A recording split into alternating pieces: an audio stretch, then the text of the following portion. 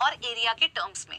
अब आप एक चीज देख रहे हो, इस साइड हमने स्पीशीज रिचनेस लिखी है और इस साइड हमने एरिया लिखी है। ये स्पीशीज और एरिया का रिलेशनशिप है और इसको आप दो टर्म्स में ग्राफ बना के दिखा सकते हो।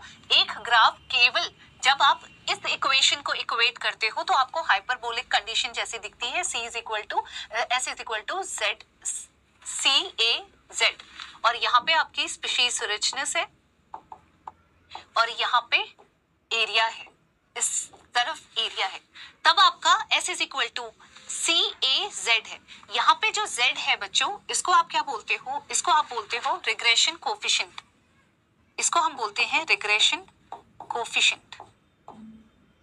स्लोप बेसिकली ये दिखाता है जितना ज्यादा आपका Z होगा, मतलब जैसे जैसे अगर आपका एरिया बढ़ते जाएगा, रिलेशनशिप कैसी होती है, जितना ज्यादा area is directly proportional to species diversity या फिर स्पीशीज रिचनेस। जितनी ज्यादा एरिया होगी उतनी ज्यादा आपकी स्पीशीज की रिचनेस होगी। तो एरिया बढ़ाते जाओ, स्पीशीज रिचनेस आपकी बढ़ती जाएगी। लेकिन इसमें भी क्या होता है, एक पर्टिकुलर एक एरिया, एक वैल्यू होती है जिससे ज्यादा ऊपर नहीं जाना चाहिए, राइट। तो आर जो ये जो जेड जो होता है, ये ही बेसिकली रिप्रेजेंट करता है आपका एरिया की कितना ज्यादा एरिया, स्लोप को रिप्रेजेंट कर रहा है ये। जितनी एरिया होगी उतना ज्यादा आपकी स्पीशीज रिचनेस होगी। इस पे 2023 में ही क्वेश्चन आया है। आपको इक्वेशन याद रखनी है, what is species area relationship को रिप्रेजेंट करने वाली जो इक्वेशन है वो होती है species is equal to area, directly proportional है, राइट। लेकिन जेड है, जेड रिप्रेजेंट्स आपका रिग्रेशन कोएफिशिएंट। इस चीज को आपको याद रखना है। अगर इसको लॉग के फॉर्म में देंगे, इस इक्वेशन में आप कन्वर्ट कर लेते हो एस वाली इक्वेशन को, स्पीशीज एरिया रिलेशनशिप वाली इक्वेशन को, तब आपको ये वाली इक्वेशन मिलती है।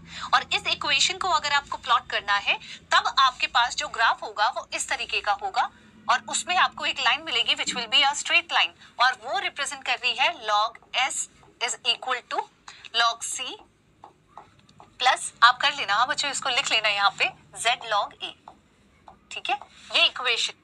तो ये चीज हमेशा याद रखना कि जो आपका कौन सी इक्वेशन कौन से ग्राफ को रिप्रेजेंट कर रही है वो चीज, और आपका स्पीशीज एरिया किस तरीके से रिप्रेजेंट होता है वो चीज। अब मैं आपको एक वैल्यू दिखा रही हूँ, इंटरसेप्ट होता है सी इंटरसेप्ट होता है कंचन। मेरे को एक वैल्यू आपको लिखानी है बच्चों, बस मुझे 1 मिनट दीजिए। उसके ऊपर क्वेश्चन है तो वैल्यू इंपॉर्टेंट है आपके लिए।